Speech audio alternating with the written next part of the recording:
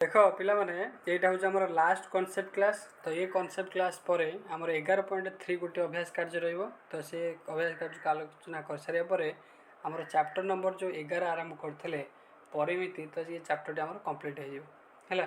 तो देख से कहूँ ये जो कॉन्सेप्ट आम कौन जाना ना परिसीमा और क्षेत्रफल संबंध में आम भल भाव जानीगले। तो ये जो परिसीमा क्षेत्रफल को लेकिन केतक भूल धारणा अच्छी, तो से विषय आम टे आलोचना करी से भूल धारणा विषय आम टे क्लीयर हवा है। देख तले देख दुटा चित्र अच्छी, गोटे चित्र देख पूर्ण चित्र अच्छी माने चारिआडू पूरा बांधी होकर अच्छी, गोटा गोटे खोला होकर अच्छी माने बाहर पड़ी। ताले मत कहल देखी तुम दीटा चित्रर परिसीमा बाहर कर कि परिसीमा बाहर कर देख तुम प्रथम चित्रर परिसीमा बाहर कर कहीं आबद्ध अच्छी, किंतु द्वितीय चित्रर तुम समष्टि बाहर करद बाहु मानक समष्टि बाहर करद, किंतु यहाँ तुम आबद्ध ना, तेणुक आर परिसीमा बाहर ना।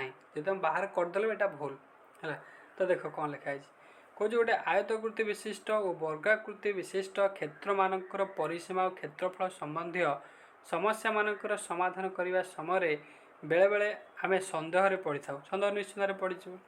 एठारे तार एक उदाहरण दि जाइए। लक्ष्य कर परिसीमा कहवा बेले कौन आबद्ध चित्र परिसीमा को ही बुझाई थाए है। जो आम परिसीमा कहवा क्षेत्रफल बाहर करवा से गोटे आबद्ध चित्र ही आम बुझी था। आबद्ध चित्र हेले तार परिसीमा क्षेत्रफल बाहर, किंतु बेले बेले आबद्ध चित्र न नहीं तार बाहु मानकर समष्टि निर्णय करी परिसीमा बाहर बोली आम कही था है। बेले बेले कौन होता ना आबद्ध चित्र न नहीं कि जमीक यहाँ द्वितीय चित्रटा आबद्ध चित्र कि आबद्ध चित्र नुहे, गोटा पट खोली जाइए। आबद्ध चित्र न नहीं तार बाहु मानकर समष्टि निर्णय करी परिसीमा बाहर बोली आम कही था। प्रकृत में एभली चित्रर परिसीमा न थाए है। ये चित्रर परिसीमा हेब ना। बुझीगला ना बुझिपारानी। जितेबाला आम परिसीमा बा क्षेत्रफल कहूचे से आम मन में आसा दरकार से आबद्ध चित्र होता आवश्यक।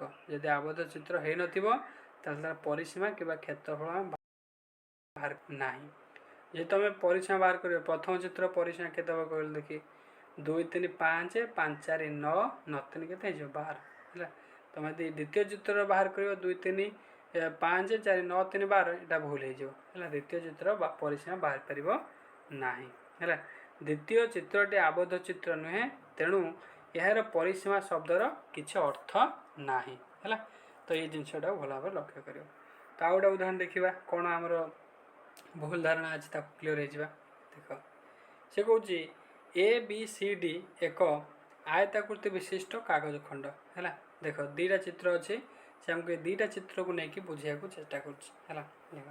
से कौच यार दैर्घ्य हूँ 8 सेंटीमीटर, निश्चित भाव 8 सेंटीमीटर एवं प्रस्थ हूँ के 5 सेंटीमीटर है। यार डी कोण देख डी कोण को लक्ष्य कर, डी कोण 2 सेंटीमीटर बाहु थिबा वर्गाकृति विशिष्ट कागज खंड काटी निगला है। से नाली अंश को काटिक बाहर करागला। ताल से कौच आमको बड़का अंशर परिसीमा केते। ताल तुम कौन कर तुम भावुव जे तुम कौन कर ABCD है ABCD कौन बाहर कर ना परिसीमा बाहर करदेव माने केते हो परिसीमा सूत्र पकईदेव 2 गुण दैर्घ्ययुक्त प्रस्थ माने 8 5 13 13 दूनी के 26। तापर ये जो छोटिया कागज खंडी काटी निगला वर्ग चित्र तार तुम परिसीमा बाहर करदेव माने बाहु गुणन के ना बाहु गुणन 4 तार बाहु हूँ 2 सेंटीमीटर कटा 2 सेंटीमीटर 4 दूनी 8 हो माने 26 रु 8 फेरदेले तुम 18 हो 18 सेंटीमीटर हो माने बड़का जी रहा तार परिसीमा। ताले एटा पूरा संपूर्ण रूप से भूल है। जो तुम ये कर हूँ पूरा भूल मेथड।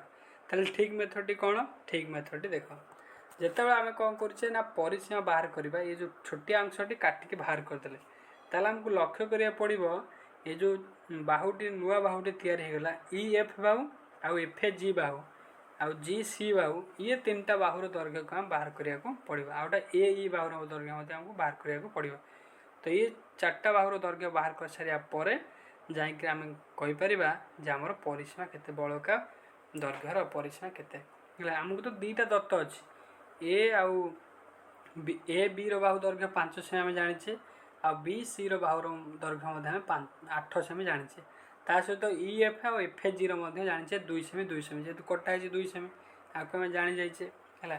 तो बाकी रहा कि AE बाहु आउ CG बाहु तो ये दुईटा जिनस को आम जाना ये दुईटा बाहुर दैर्घ्य को बाहर करवा तो प्रथम बाहर करा कौन आम बाहर करदे सी जी बाहुर दैर्घ्य बाहर करवा तो आम जाचे ए बी बाहुर दैर्घ्य के 5 सेंटीमीटर ताले सी डी बाहुर दैर्घ्य के 2 सेंटीमीटर पड़ेगा ताले 5 रु 2 पड़ला के 3 सेंटीमीटर ताले सी जी बाहुर दैर्घ्य होगा के 3 सेंटीमीटर यहाँ पाईगले 3 सेंटीमीटर बर्तमान ये बाहर करवा ए ई बाहुर दैर्घ्य के तो आम जाने ए डी बाहुर दैर्घ्य हूँ 8 सेंटीमीटर ताले ई डी हूँ 2 सेंटीमीटर आ बड़का के 6 सेंटीमीटर ताले ए ई बाहुर दैर्घ्य होगा के 6 सेंटीमीटर ताले परिसीमा कौन ना गोटे आबद्ध चित्रर जेतक रेखाखंड अच्छा तार समष्टिटा है ताले ए बाहुर दैर्घ्य होगा 6 तापर ये होगा 2 ई एफ होगा 2 6 2 8 एफ जी होगा 2 ताले 6 2 8 2 10 होगा तापर सी जी बाहुर दैर्घ्य 3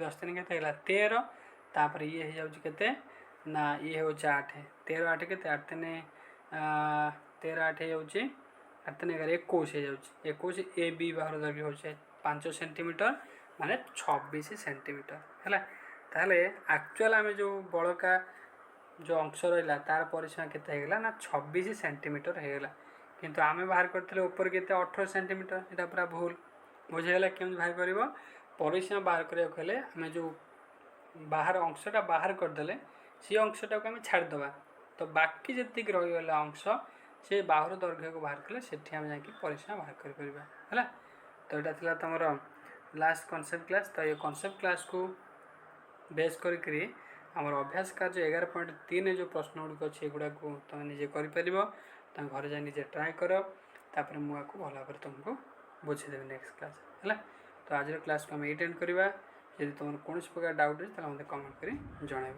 है।